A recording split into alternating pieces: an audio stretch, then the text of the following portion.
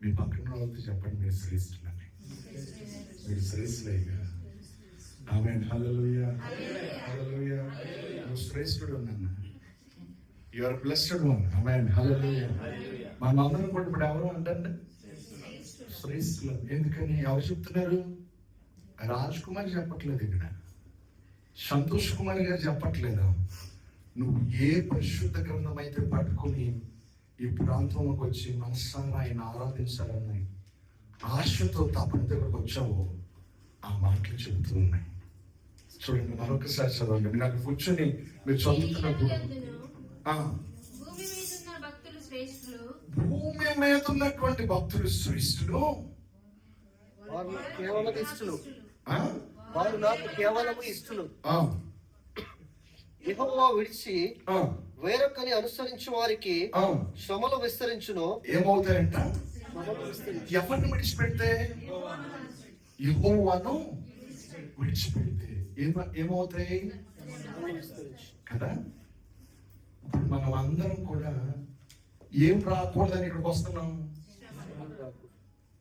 ఏమో దేవుడు మాటలు ఏమంటున్నాయంటే, శ్రమలను అనుభవించిన వాళ్ళు ఎవరంట? తల్లిగారు నిజంగా ఇందాక సాక్ష్యం చెబుతున్నప్పుడు ఆమె సాక్ష్యాన్ని ఎంతమంది నోటీస్ చేశారో తెలియదు, కానీ problems are friends for us. Amen. Problems are friends for us. అందుకనే where there is a problem there is a solution. That solution where you will get, you know, in the presence of God only. చప్పటి పడి దేవుడు నామమహిమ. నువ్వు ఎవరి దగ్గరికి వెళ్ళి నీ రోదన చెప్పుకో, నువ్వు ఎవరితోటైనా చెప్పు, ఎవడు వినేవాడు అన్నాడు. ఒకసారి వింటాడు, కానీ అక్క వెళ్ళిన తర్వాత ఏమంటాడు అంటే ఇలాగే చెప్తున్నాడు. నాకు భలే అంటారు కదా కొంతమంది, ఇలాగే చెప్తుంటాడు.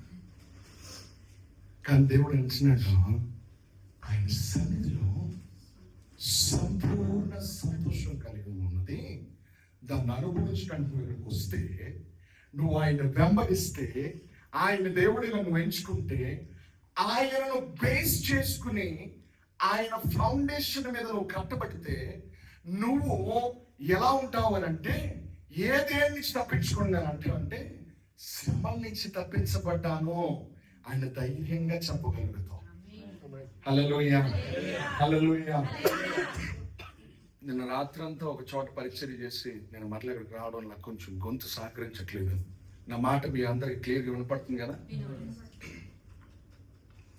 దేవుని యొక్క కృపను మనము పొందినాం కనుక ఆయన ఆధారం చేసుకుని జీవించగలగాలి. ఎప్పుడైతే దేవుని ఆధారం చేసుకుని జీవిస్తామో అప్పుడు మన జీవితాల్లో జ్ఞానము కలిగినటువంటి జీవితం ప్రారంభమవుతుంది. ఏమవుతుంది? చాలా మంది మన తెలుగు వాళ్ళకి అందరికీ కూడా తరచుగా ఉపయోగించే పదం ఏంటో తెలుసా? వీడు పైకి మళ్ళీ వాడు అంటూ ఉంటాడు. అవునా కదా? కానీ దేవుడు ఏమంటున్నాడు తెలుసా? నువ్వు నా ముద్దు బిడ్డనంటున్నాడు. దేవునికి స్తోత్రం కలుగునుగా.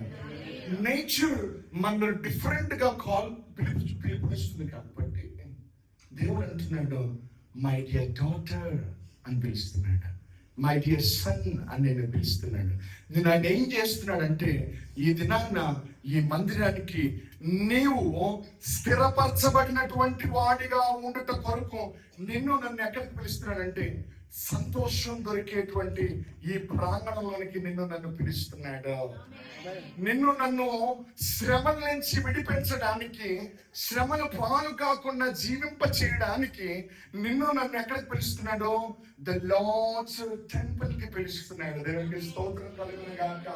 నువ్వు మనస్సును దేవునికి సమర్పించి ఆయన నామాన్ని ఆరాధించుటకు ఈ ప్రాంగణానికి వచ్చావు కాబట్టి నీ యొక్క ఫౌండేషన్ దేని మీద ఉండాలి అంటే, the God one who is going to build you, he will become cornerstone. Amen. Hallelujah. ఆయన నీకు ఏమై ఉండాలి? మూల రాయి అయి ఉండగలగాలి. అప్పుడు నువ్వు ఎక్కడ స్థిరపరచబడతావు అని అంటే, ది లార్డ్స్ టెంపుల్ లో నీవు స్థిరపరచబడగలుగుతావు. నీవు స్థిరపరచబడడానికే దేవుడు నిన్ను ఈ ప్రాంగణంకు పిలిచాడు. నీవు శ్రమల నుంచి, ఇబ్బందుల పాల నుంచి, కష్టాల కొలిమ నుంచి, ఉన్నతమైనటువంటి సమస్యల నుంచి విడుదల పొందడానికి దేవుడు నిన్ను ఈ ప్రాంగణాన్ని తీసుకొచ్చాడు. నేను నమ్ముతున్నాను అన్నమాట. నమ్ముతున్న వారి చేతులు మామూలుగా కట్టుకుని ఉండొద్దు. చప్పట్లు దేవుడు నామమున ఒక రైతు గారు ఎప్పుడు చెబుతూ ఉంటాడు, ఏమీ మాట్లాడకుండా బిగుసుకుని ఉన్నవాడంట చివరి వరకు ఎలా ఉంటాడంట? బిగుసుకుపోయే ఉంటాడు. దేవుడు మనల్ని ఎందుకు తీసుకొచ్చాడు ఇక్కడికి? అందుకునే స్త్రీలు చాలా ఏమైనారు? పరిశుద్ధ గ్రంథం ఏం చెప్తుంది స్త్రీల కోసం? చురుకైన వాళ్ళు. చక్కగా వాక్యం చెప్పగానే నేను వాక్యం చెబుతున్నప్పుడు వెంటనే నేను తీసేస్తున్నాను. జెంట్స్ ఎలా ఉండాలంటే వారి కుటుంబం వారంతా మోస్తారు కాబట్టి వారు కూడా ఎలా ఉండాలి? చురుకుగానే ఉండాలి, డబుల్ చురుకుగా ఉండాలి, అంటే ఎక్స్ట్రా ఎనర్జీగా ఉండగలగాలి. అందుకని ఇప్పుడు మనం ఎలా ఉండాలంటే చేతులు కట్టుకుని ఏదో విందాం లేకపోతే పోదాం అన్నట్లుగా ఉండకూడదు. మనము చేతులను తెరచి చప్పట్లు కొట్టి దేవుని నామాన్ని స్తుతించి దైవజనుడు వాక్యం చెబుతున్నప్పుడు నోరు తెరిచి ఆమేనంటే నీవు దాన్ని అనుభవించబోతున్నావు. హల్లెలూయా. దైవజనుడు ఏమన్నాడు తెలుసా? చప్పట్లు కొట్టుకుని ఉంటాడంట. నార్మల్ గా చేతులు ముడుచుకుంటాడంటరా, కొట్టులు వేస్తున్నామో అంటుండేవాడు. ఎందుకు తెలుసా?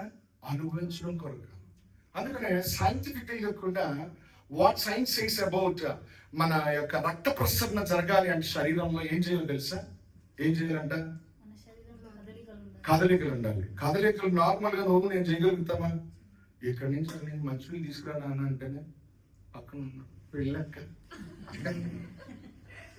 అవును కదా అంటాను లేదు.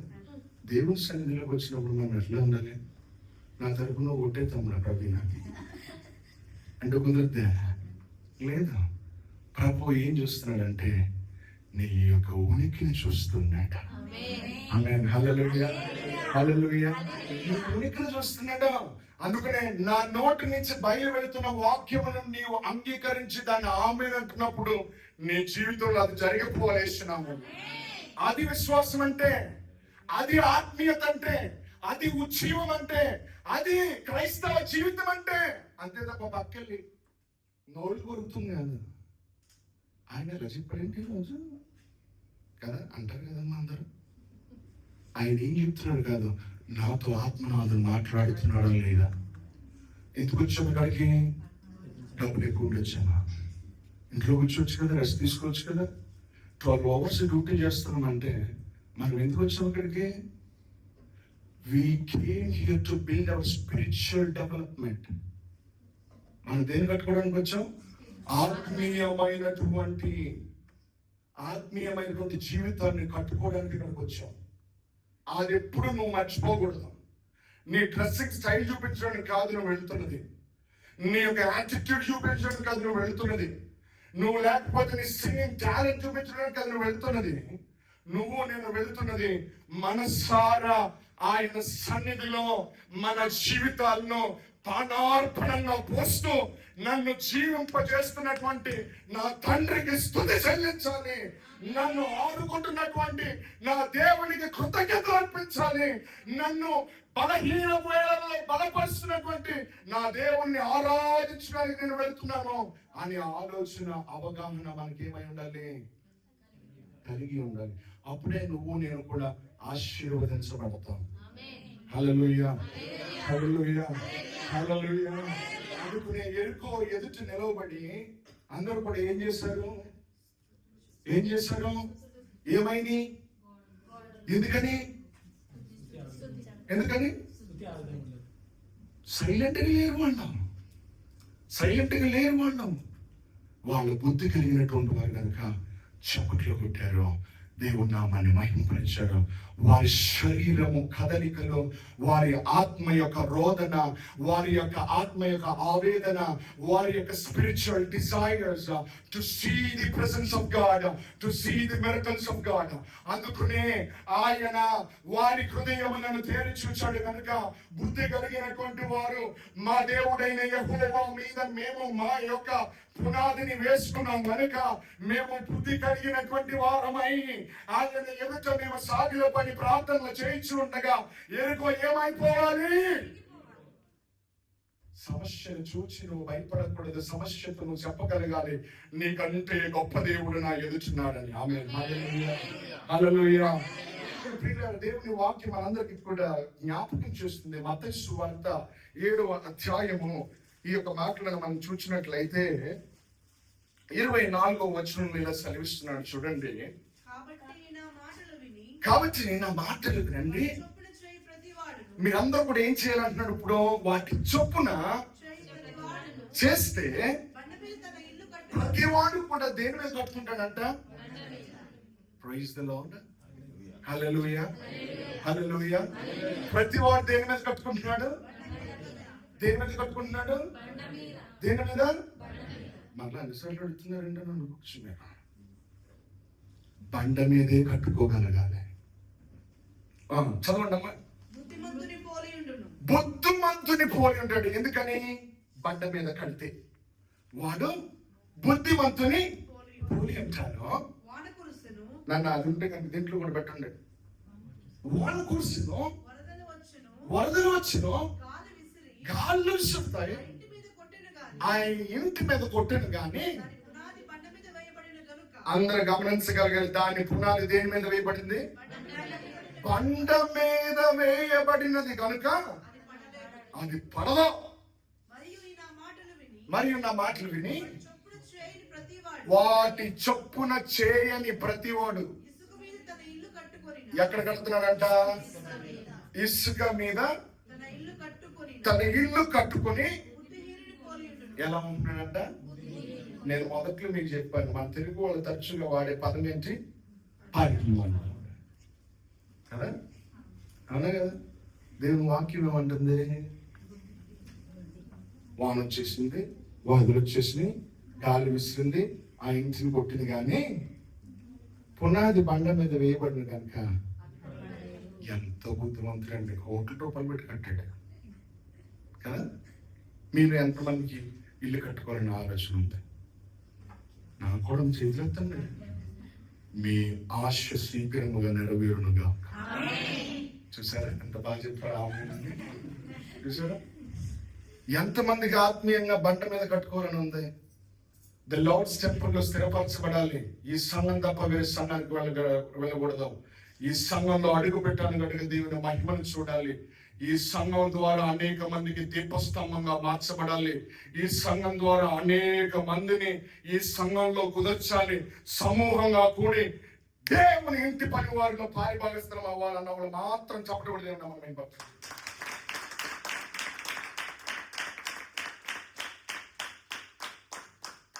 చాలా సంతోషంగా ఉంది. మీరు బుద్ధిమంతులు. దేవునికి స్తోత్రం కలుగునుగాక. హల్లెలూయా, హల్లెలూయా. బుద్ధిమంతులైతే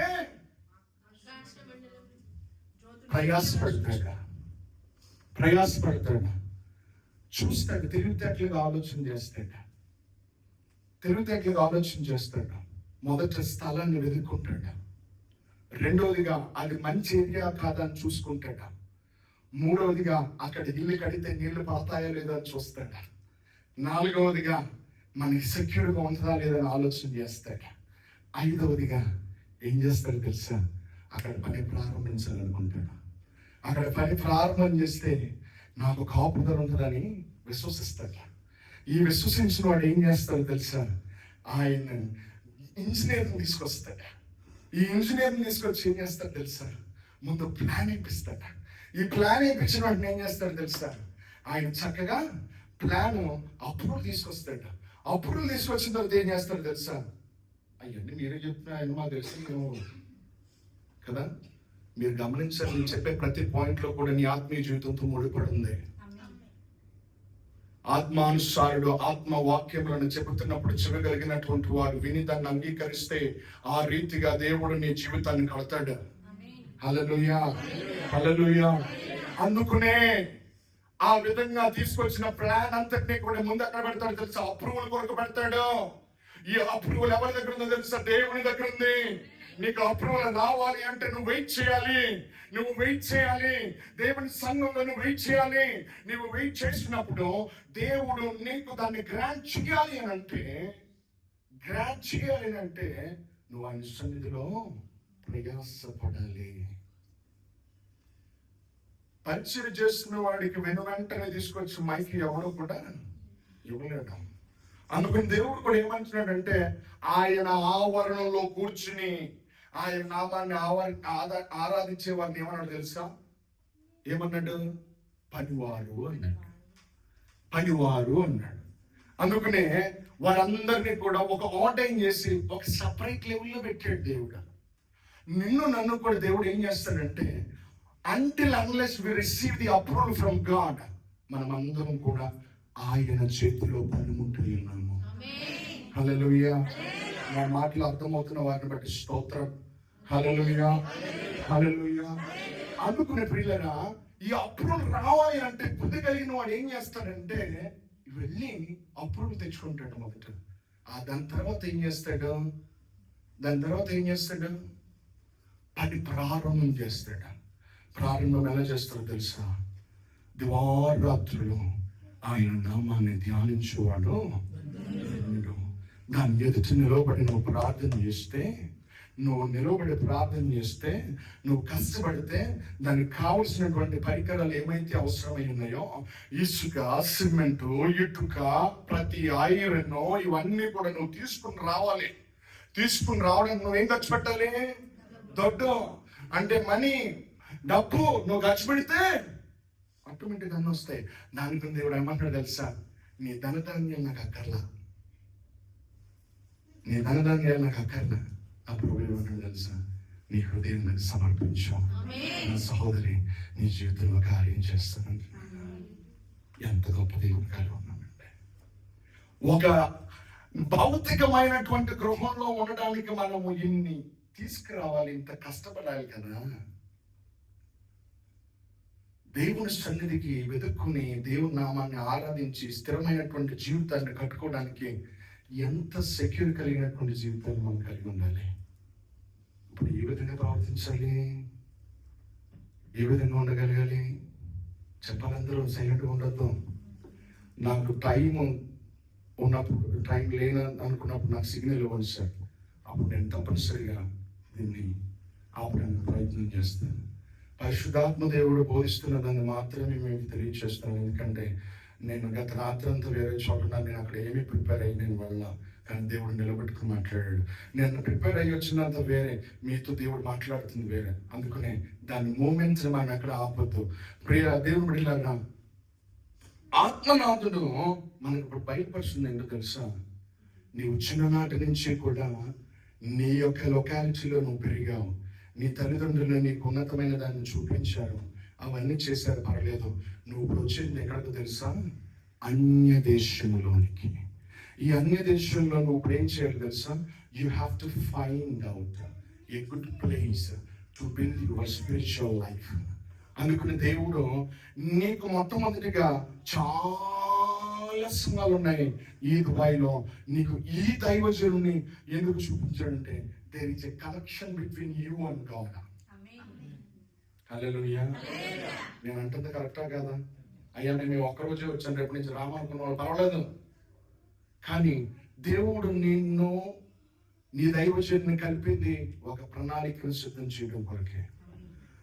దేవుని యొక్క కనెక్షన్ ఎప్పుడైతే ప్రారంభించబడుతుందో నీకు ఫౌండేషన్ స్టార్ట్ చేయడం ప్రారంభించబడుతుంది. హల్లెలూయా, హల్లెలూయా. అందుకని దేవుడు అంటున్నాడు, నువ్వు నిజంగా సహోదరి ఒక మాట చెప్పింది, నేను ఇక్కడికి రావాలంటే దేవుని ప్రేరణ కావాలి అని.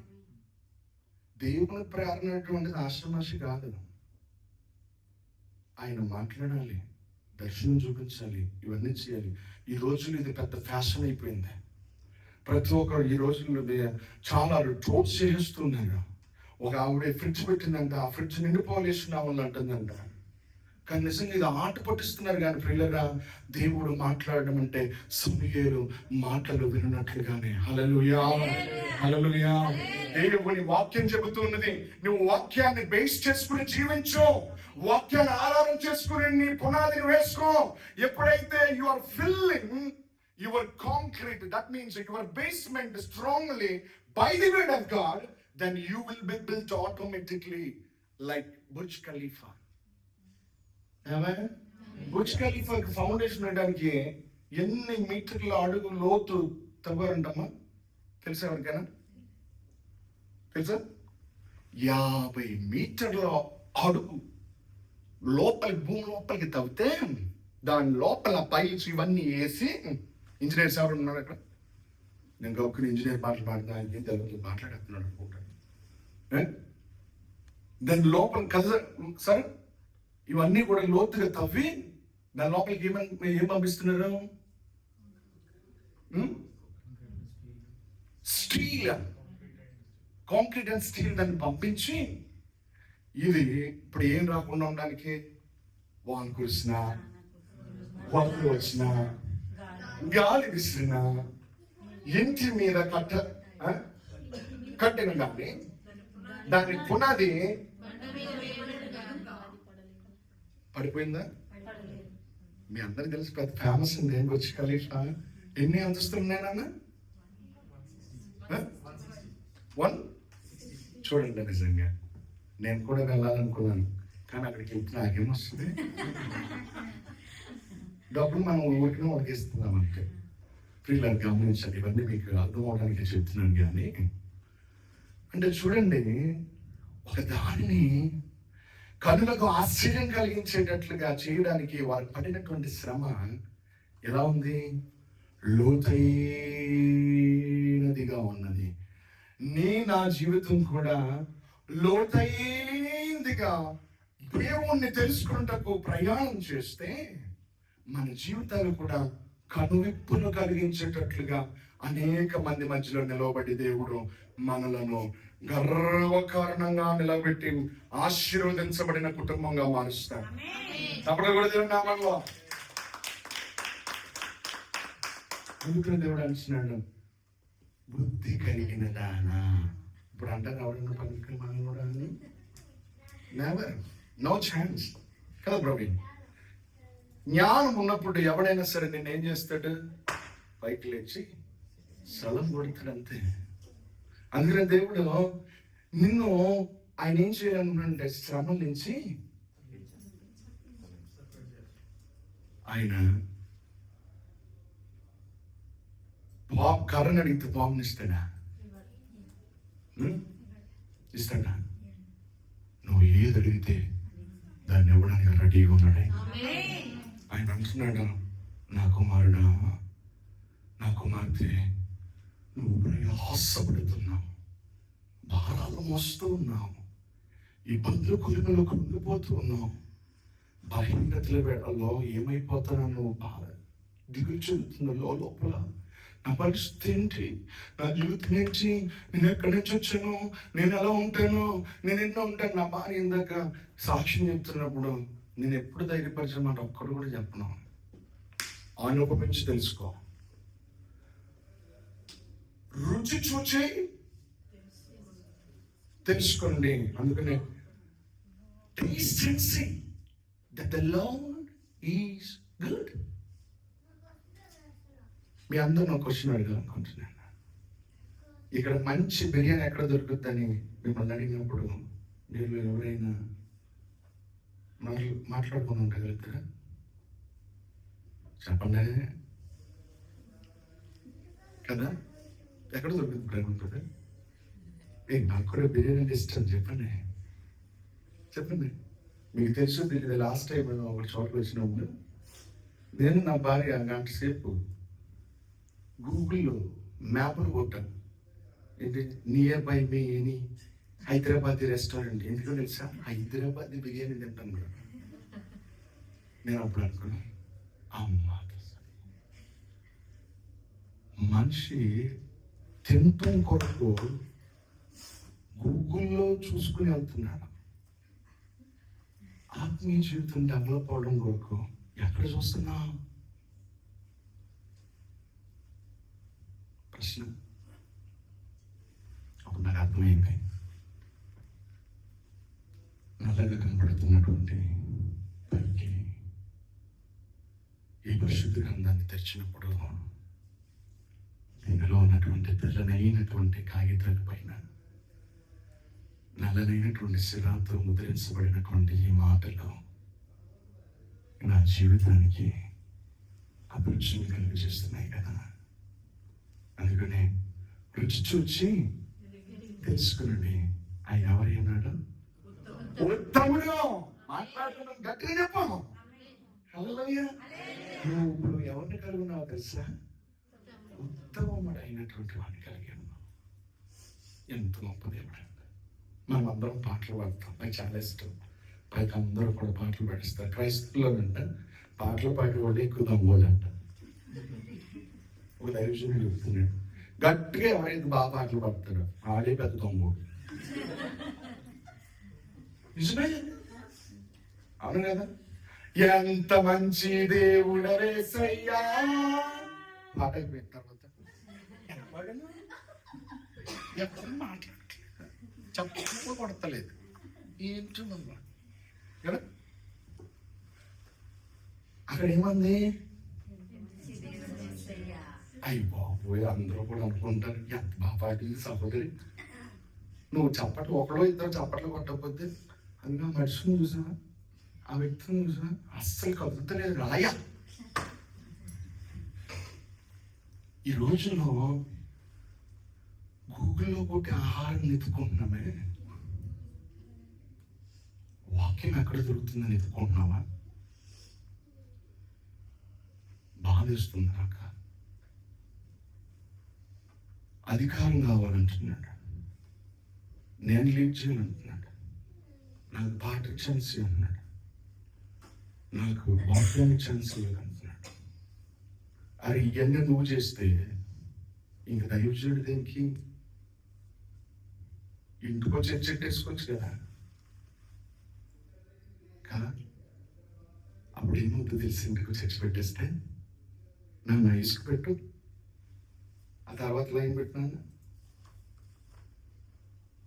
మరియు ఈయన మాటలు విని వాటి చొప్పున చేయని ప్రతి వాడు ఇసుక మీద తన ఇల్లును కట్టుకుని ఏమైపోతాడు? ఏమైపోతాడు? తృప్తి లేదు అవకాశం మాట్లాడుతూ ఉంటాడు. అయ్యి బాబు ప్రభు క్షమించిన. ఇప్పుడు ఎవరైపోతారంట? దేవుడు ఎందుకు అంటున్నాడు? కీర్తనకారుడు అంటున్నాడు కదా, గో బ్యాక్ టు దట్ కీర్తన. ఆ కీర్తనకారుడు ఏమంటున్నాడు? నీవు ఎక్కడి నుంచి సంతరించబడ్డానికి చదవాలి. భూమి మీద ఉన్న భక్తులే శ్రేష్ఠులు, వారు నాకు కేవలము ఇష్టలు. చదవనా?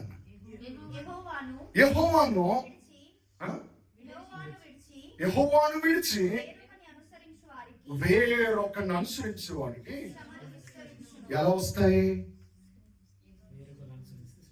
శ్రమలు వస్తాయి. ఏ శ్రమది? ఇసుక మీద కట్టుకున్నటువంటి శ్రమ. ఇది ఒక్కసారి అమాంతంగా ఎప్పుడు వచ్చేస్తుందో తెలియదు. చాలా మంది కొంతమంది బలి చెప్తూ ఉంటారు సాక్ష్యాల్లో, అలా తిరిగాను బ్రదర్, ఇలా వచ్చినప్పుడు తెలిసింది కదా. అకస్మాత్తుగా వస్తాయి శ్రమలు, శోధనలు, నిందలు, ఆవేదనలు. సో ఇవన్నిటినీ కూడా నువ్వు తట్టుకోవాలంటే your foundation should be strong enough. అప్పుడు నీ స్ట్రాంగ్ ఫౌండేషన్ వేయడం ప్రారంభం చేసి దాని కొరకు లేఅవుట్స్ నువ్వు ప్రిపేర్ చేస్తే, దానికి కావలసిన మెటీరియల్స్ అన్నింటిని నువ్వు తీసుకొచ్చి పని ప్రారంభించే కార్యం నువ్వు చేస్తే, ఇల్లు ఖర్చు వాని ప్రయాస ఏమవుతుంది? వ్యర్థమవుతుంది. కానీ దాన్ని కట్టించేవాడు ఎవరో యెహోవాయే. హల్లెలూయా. అందుకనే నీవు ఆయన కొరకు శ్రమలు పడు, ఆయన నీ కొరకు కార్యాలు చేయడం ప్రారంభం చేస్తాడు. నీ ఇంటిని ఆయన ఇసుక మీద కట్టడానికి నీకు పర్మిషన్ ఇవ్వడం, నిన్ను ఎక్కడ కట్టడానికి ఆయన పర్మిషన్ గ్రాంట్ చేస్తాడంటే నీవు బండ మీద కట్టబడ్డానికి. ఈ బండ ఎవరో తెలుసా? ఈ రాక్ ఎవరో తెలుసా? ఈ యొక్క రాయి ఎవరో తెలుసా? ఈయనే క్రీస్తు యేసు. ఆయనే మనం ఆరాధిస్తూ ఉన్నాం, ఆయనే మనం మహిమపరుస్తూ ఉన్నాం, ఆయనే మనం వేడుకుంటూ ఉన్నాం, ఆయనే మనం పూజిస్తూ ఉన్నాం, ఆయనే మనం ఆరాధిస్తూ ఉన్నాం, ఆయనకే మనం కృతజ్ఞతాస్తుతి స్తోత్రములు చెల్లిస్తూ ఉన్నాం. ఆ డోర్ క్లోజ్ చేసేనా? ఆయనకు కృతజ్ఞతాస్తుతి స్తోత్రము చెల్లిస్తున్నాం. ఎవరైనా క్రీస్తు అనే బండ, ఆయనే మూలరాయి. యెషయా అంటున్నాడు చూడండి ప్రియులారా, 28వ అధ్యాయము 14 నుంచి 18 వచనాలు.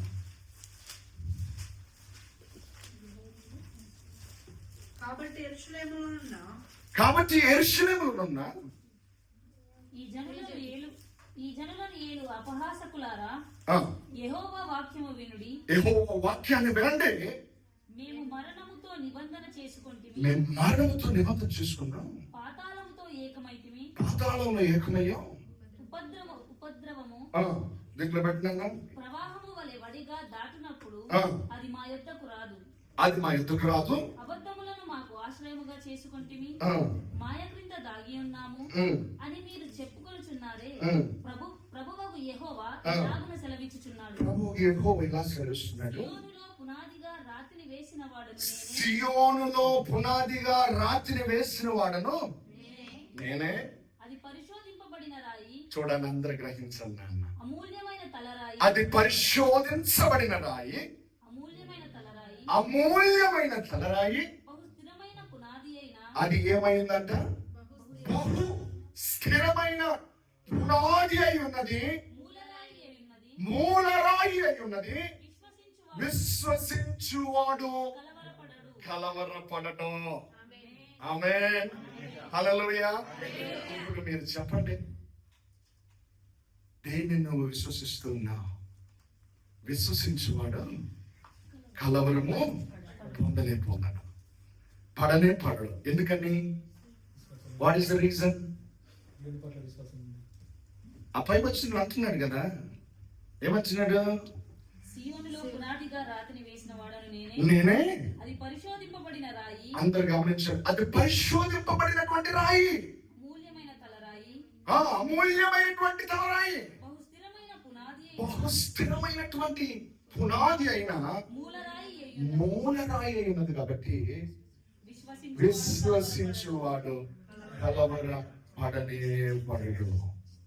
ఈ మాటలు విశ్వసిస్తున్న వారిని బట్టి దేవుని స్తుతిస్తూ ఉన్నాను. హల్లెలూయా, హల్లెలూయా. అన్న, నువ్వు కలవరపడద్దు. నీ రాయిని దేవుడు విశ్వసనీయమైనటువంటి పునాది మీద వేశాడు. ఆమేన్. నువ్వు కలవరపడద్దు, ఎందుకంటే నీ పరిచర్యను విస్తరింపచేస్తాడు. నువ్వు కలవరం చెందొద్దు, ఎందుకంటే నీ జాబ్ ఎక్స్టెండ్ చేస్తాడు. నువ్వు కలవరపడద్దు, నీ సమస్యను ఆయన తీరుస్తాడు.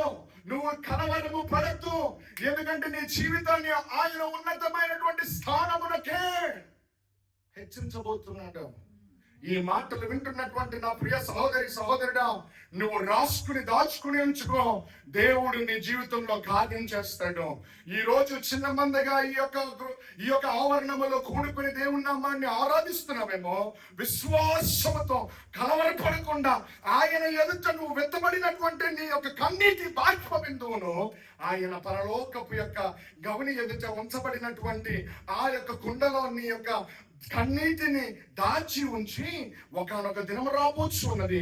ఆ దినమందు అది సియోను, అది స్థిరపరచబడినది, అది కదంచబడినది, అది నిత్యత్వమునకు సాదృశ్యమైనది. దాని దగ్గర నీ కన్నీటికి ఆయన వాల్యూను కట్టబోతున్నాడు. నా కుమార్తె, నువ్వు ఆ రోజు కన్నీరు పెంచు కదా. ఇదిగో బలా నమ్మకమైన మంచి దాసి నా పక్కకు వచ్చేసాయి. దీనికోసమే కదా ప్రయాసపడుతుంది. ఎక్కడ కూర్చోవడం కోసం?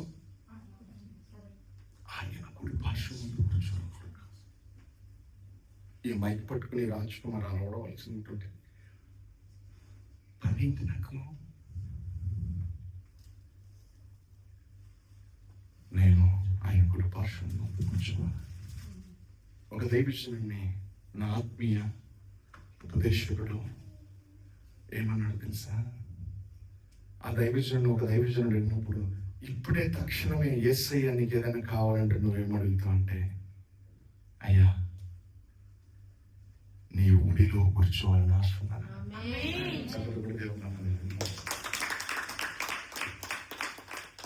ఈ రోజుల్లో ఒడిలో కూర్చోవాలని ఆశ ఉందో లేదో తెలియదు, కానీ మంచి ఇల్లు కావాలి ప్రభువా, మంచి కారు కావాలి నాయన, తొందరగా అడిగి అన్నీ వచ్చేయాలి ప్రభువా, లైసెన్స్ వచ్చేయాలి, ఇల్లు వచ్చేయాలి, కారు వచ్చేయాలి, ఇంకేంటి పొలం ఉండాలి, ఇంకేముండాలి, గోల్డ్ కావాలి, సిల్వర్ కావాలి, ఇంకేం కావాలి కదా కదన్నా? ఎంత ప్రయాసపడుతుంది ఎక్కువ కాదు, దొబ్బలు వచ్చేసిందా మాత్రం. ఇక్కడ ఏం జరుగుతుంది? మా ఊళ్ళో అడుగుతున్నాను, పాస్టర్ గారు అక్కడ గోల్డ్ ఎంత కుదురుతుంది కదండి, నాకు కూడా ఇష్టం పెద్ద చైనట్టు, అవి బాబు నేను వేసుకుంటారు బాబు అంటున్నాను. దానికోసం నేను వెళ్తాను. నా ప్రభు అంటున్నాడు, బంగారం అడగాలేదు, అంతస్తులు అడగాలేదు, నా దేవుడు నీ హృదయం కావాలరా అంటే, నాకు తెలిసిన వాళ్ళందరూ బంగారం అయ్యారు అక్కడ కన్నీరే సంతోషాన్ని నేనెదకి పోలేనని నా కోసం నా సర్వం యేసయ్యా, నా ప్రాణం యేసయ్యా, నా జీవం యేసయ్యా, నా ధ్యానం యేసయ్యా, నా సర్వం యేసయ్యా, నా జీవం యేసయ్యా, నా ధ్యానం యేసయ్యా, నా జీవం యేసయ్యా. బంగారం అడగలేదు, హృదయాన్ని యేసయ్యా, ఆస్తులని అడగలేదు, అంతస్తు కన్నీరే తుడిచావయ్యా, సంతోషాన్ని. ఆయన మాటలు వచ్చినటువంటి ప్రతి కుటుంబంలో కన్నీరు తుడిచి ఆయన సంతోషాన్ని ఇస్తారని తేటగా చదివిస్తున్నాడు. కడుపు నిండిపోవాలి. ఆయన సన్నిధిలోకి వచ్చినప్పుడు ఎలా ఉండాలి తెలుసా? ఉరికురికి గంతులు వేయాలంటున్నాడా? ఆమేన్. హల్లెలూయా. ప్రవక్త ఏమన్నాడు తెలుసా? నేను నీ సన్నిధిలో తేలి తేలి ఆడాలంటున్నాడు. ఎంత గొప్ప భాగ్యం అంటే, ఒక ఆదివారం దేవుని సన్నిధిలోకి వెళ్తే ఆయన ఒడిలో కూర్చోవాలన్నాయి. ప్రభువా, చేస్తే అటువంటి స్నేహం చేయాలి సహోదరా, చేస్తే అటువంటి స్నేహితుడితో ఉండాలి సహోదరి, జీవిస్తే అటువంటి జీవితం కొరకు ప్రయాసపడాలి. లేకపోతే సీయోన్లో స్థానాన్ని సంపాదించుకోలేము.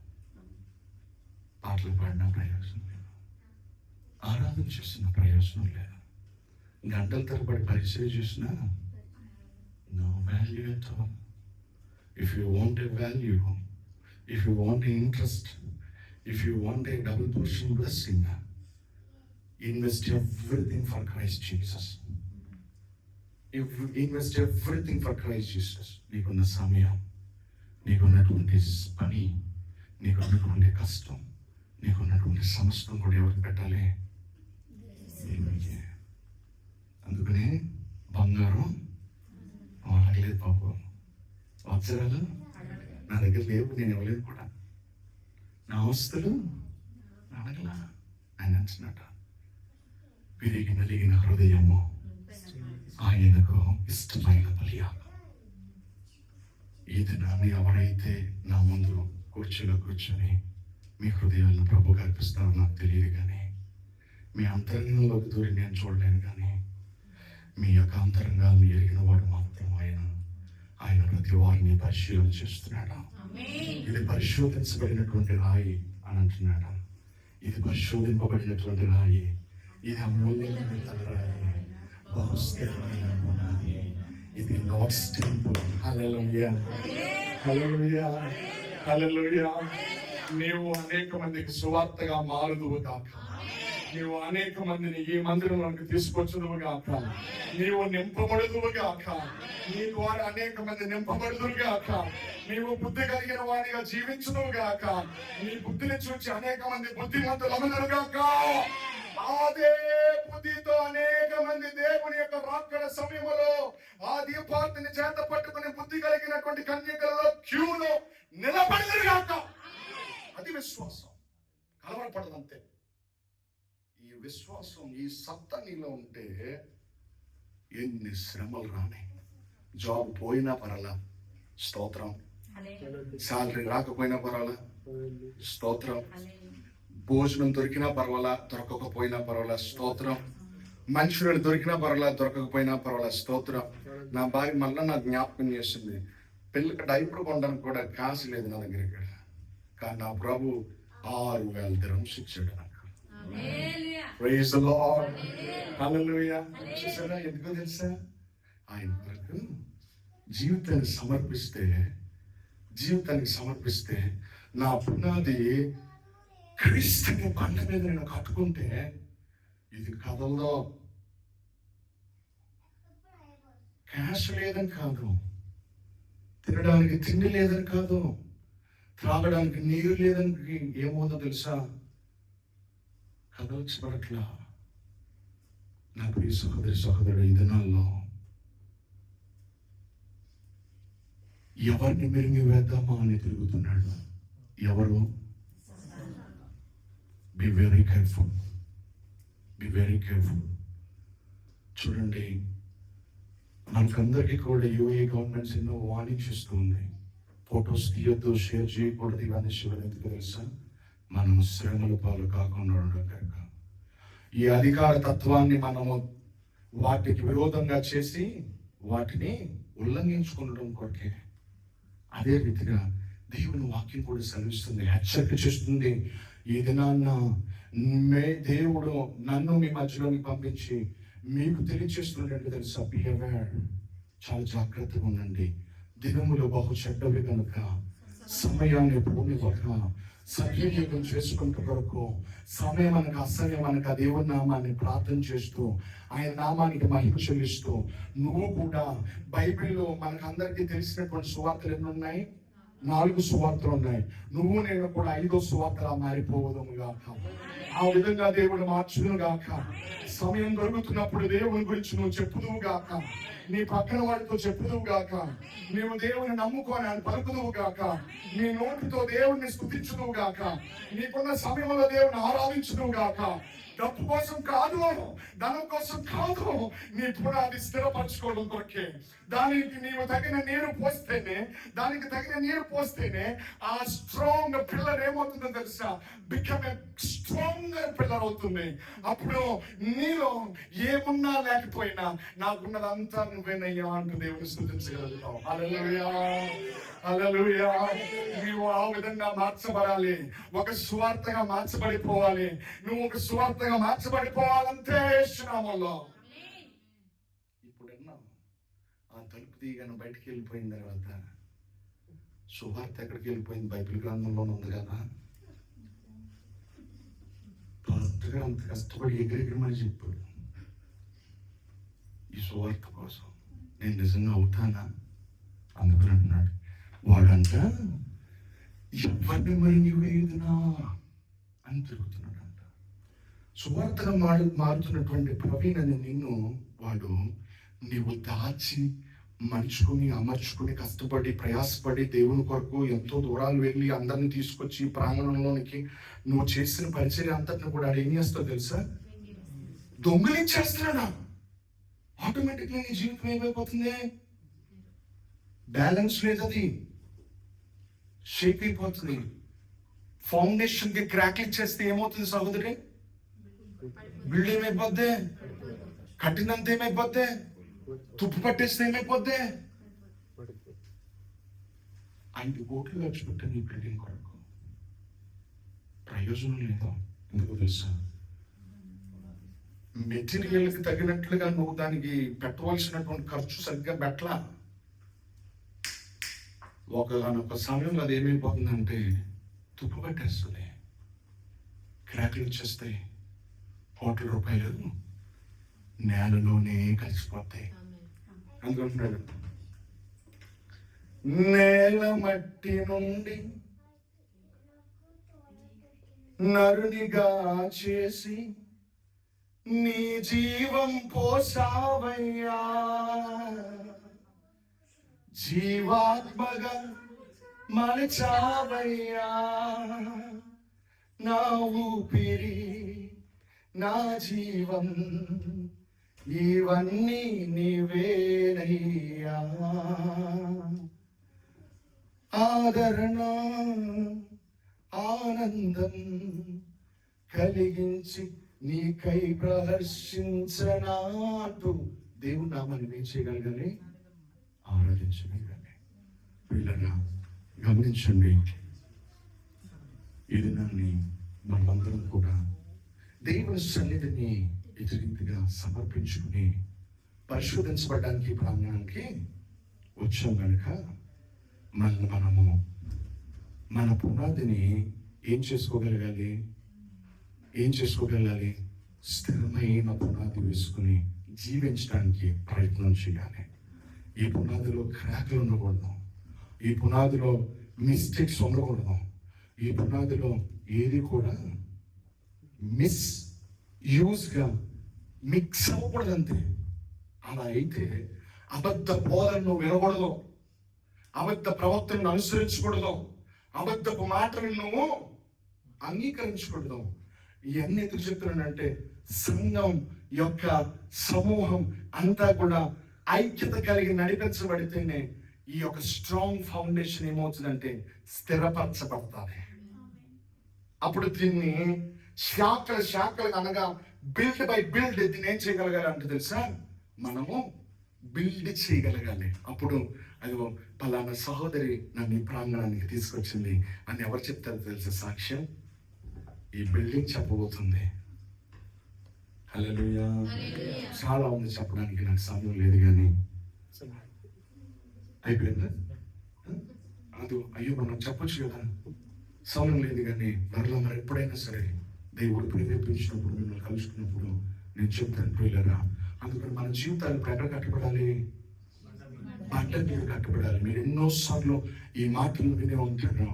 ఈ కేఫా మీద మనం కట్టబడితే, ఈ యొక్క స్ట్రాంగ్ ఫౌండేషన్ మీద మనం కట్టబడితే ఏమవుతుందో తెలుసా? ఆయన సన్నిధిలో మనమందరము కూడా స్థిరమైన వారముగా, పునాదిలో బలమైనటువంటి వారుగా ఉండగలుగుతాం. కనుక మనం ఈ యొక్క దినాన్ని దేవుని కొరకు మనల్ని మనం సమర్పించుకుని ఆయన నామాన్ని జ్ఞాపకం చేసుకుందాం. ఎఫెసీయులకు రాసిన పత్రిక 2వ అధ్యాయము 19:22 ఈ మాటలు అంటున్నాడు. ఈ మాటలను చెప్పి నేను గురించి ఆశపడుతున్నాను.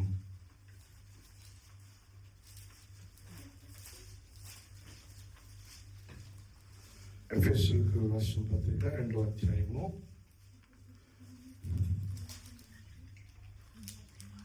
19 నుంచి 22 వచనాల వరకు. కాబట్టి మీరిక మీదట పరజనులను పరదేశులునై ఉండక, అందరూ కూడా శ్రద్ధగా మాట్లాడాలి. పరిశుద్ధులతో ఏక పట్టణస్థులను దేవుని ఇంటి వారినై ఉన్నారు. క్రీస్తు యేసే ముఖ్యమైన మూలరాయి అయి ఉండగా అపోస్తలును, అందరు గమనించడమ్మా, ఈ సంఘంలో అపోస్తలును ప్రవక్తలను వేసిన ఈ పునాది మీద మీరు కట్టుబడి ఉన్నారు కనుక ప్రతి కట్టడమును ఆయనలో చక్కగా అమర్చబడి ప్రభువునందు పరిశుద్ధమైన దేవాలయం ఒకటకు వృద్ధి పొందుచున్నది. ఆమేన్. హల్లెలూయా, హల్లెలూయా. ఆయనలో మీరు కూడా ఆత్మ మూలముగా దేవునికి నివాస స్థలమై ఉండుటకు కనబడుచున్నారు. ఇదే నా చివరి మాట. మీరందరూ కూడా ఏమవుతున్నారంటే ఆత్మీయమైనటువంటి ఆత్మ మూలముగా దేవుని నివాస స్థలమైనటువంటి ఈ యొక్క ఆవరణంలో స్థిరమైన వారిగా కట్టబడబోతున్నారు. ఈ ప్రణాళిక నుంచి తప్పించుకోవద్దు. ఈ ప్రణాళికల నుంచి వీడి వెళ్ళిపోవద్దు. నీవు వెతికిన దాన్ని, నీకు కలిగిన దాన్ని గట్టిగా పట్టుకోగలిగిన దేవుడు నీ ఆశయం నెరవేర్చబోతున్నాడు. ఆయన చిత్తాన్ని నెరవేర్చబోతున్నాడు. నీ సమస్యలకు పరిష్కారం ఇవ్వబోతున్నాడు. నీ జీవితాన్ని దివ్యమానంగా తెచ్చిపోతున్నాడు. అందుకని నీ కొరకు నా కొరకు ఆయన ఏమయ్యో తెలుసా? బలియాగమయ్యాడు. నీకు శ్రమ నుంచి విడుదల కలిగించడం కొరకు. అందుకనే ప్రభు అప్పగింపబడిన రాత్రి కొరింథీయులకు రాసిన పత్రిక 11వ అధ్యాయంలో 25వ వచనం నుంచి ఈ మాటలను సెలవిస్తున్నాడు. అందరం కూడా చదువుతాం. ఆ ప్రకారమే భోజనమైన పిమ్మట ఆయన పాత్రను ఎత్తుకొని, ఈ పాత్ర నా రక్తము అన్నైన క్రొత్త నిబంధన, మీరు దీనిలో మీద త్రాగినప్పుడల్లా నన్ను జ్ఞాపకం చేసుకున్నకై దీన్ని చేయడని చెప్పాను. మీరు ఈ రొట్టెను తిని ఈ పాత్రలోనేది త్రాగినప్పుడల్లా ప్రభు వచ్చే వరకు ఆయన మరణమును ప్రచురించుదురు. కాబట్టి ఎవరును కూడా అయోగ్యముగా ప్రభు యొక్క రొట్టెను తినునో లేక ఆయన పాత్రలోనిది త్రాగునో వాడు ప్రభు యొక్క శరీరమును గూర్చియో రక్తమును గూర్చియో అపరాధియులను. నా ప్రియ దేవుడిలారా, ఈ సమయంలో మనందరం కూడా దేవుడికి మనం సమర్పించుకుందాం. ఈ లార్డ్స్ టెంపుల్లో స్థిరపరచబడినటువంటి ముఖ్యమైనటువంటి రాయిగా ఈ పునాదిలో నేను కూడా భాగమవ్వాలి నాయనా. నీవు యొక్క మరణపు పునరుత్థానమును ఈ రాయిలో నుంచి నేను కూడా అనేక మందిని కలిపి ఒక గృహంగా కట్టుట కొరకు నేను ప్రచురం చేయాలని ఆశపడుతున్నాను. దేవా తండ్రి, నీవు ఒక పాత్రను ఎత్తుకుని కృతజ్ఞతాస్తుతులు చెల్లించి దాన్ని విడిచి, ఇది మీ కొరకైన నా శరీరము, నన్ను జ్ఞాపకం చేసుకున్నటకై దీన్ని చేయాలని మీరు చెప్పారు కదా. మేమందరం కూడా దీన్ని చేస్తూ ఉన్నాం. దేవా, నీ పాత్రలో పాలు భాగస్తున్నాం వాళ్ళని సన్నిధిలోకి వచ్చాం తండ్రి. ఈ యొక్క నేను పిలువబడుతున్నటువంటి రొట్టె నీ శరీరముగా భావించి, ఈ పిలువబడుతున్నటువంటి రాక్షసము నీ రక్తముగా భావించి మమ్మల్ని అందరినీ మీ చేతిలో పడుతుంది తండ్రి. మేము నశించిపోకూడదనే కదా ప్రభు, ఆ కొరకు మీరు నశించబడిన వాడిగా తెలుసుకున్నారు. మేము బాధితులు మా ఉన్నప్పటికీ కదా ప్రభు, మా కొరకు మీరు సిలువ ఎత్తుకున్నారు. మేము నష్టమైపోకుండా ఉంటే కనుక కదా ప్రభు, మీరు మా కొరకు సమర్పించేసుకున్నారు తండ్రి. నేను జ్ఞాపకం చేసుకుంటున్నాను ప్రభు, నేను జ్ఞాపకం చేసుకుంటున్నాను. వాటి కొరకు, రాక్షసం కొరకు, రక్తం కొరకు నైవేద్యం ప్రార్థిస్తున్నాను. నమ్మకమైన దేవ, గడిచిన సంత కాచి కాపాడు తండ్రి, పరిశుద్ధ దినమున తండ్రి స్తోత్రం వేసే ఈ విధంగా ప్రభు పనులు పాల్గొని కృపనిచ్చినందుకు వందనాలు తండ్రి, స్తోత్రం వేసా. మేము అల్పమైనప్పటికీ తండ్రి స్తోత్రం వేసా, అయోగ్యముగా ఎన్నుకొని తండ్రి స్తోత్రం వేసా, శిలువను కాల్చినప్పటి రక్తాన్ని తండ్రి స్తోత్రం వేసా, నీ శరీరాన్ని తన సాదృశ్యంగా తండ్రి స్తోత్రం వేసా పనులు పాల్పొంది కృపనిచ్చినందుకు వందనాలు చెల్లిస్తాం తండ్రి, స్తోత్రం వేసా. ఈ పనులు మేము అయోగ్యముగా ఉంది అవును తండ్రి, ఈ పాల్పొందే ఆ కృపను మాకు దయచేయమని వేడుకుంటూ ఇటు ప్రార్థన నజరుని వేసుకుని వేడుకుంటున్నాను తండ్రి.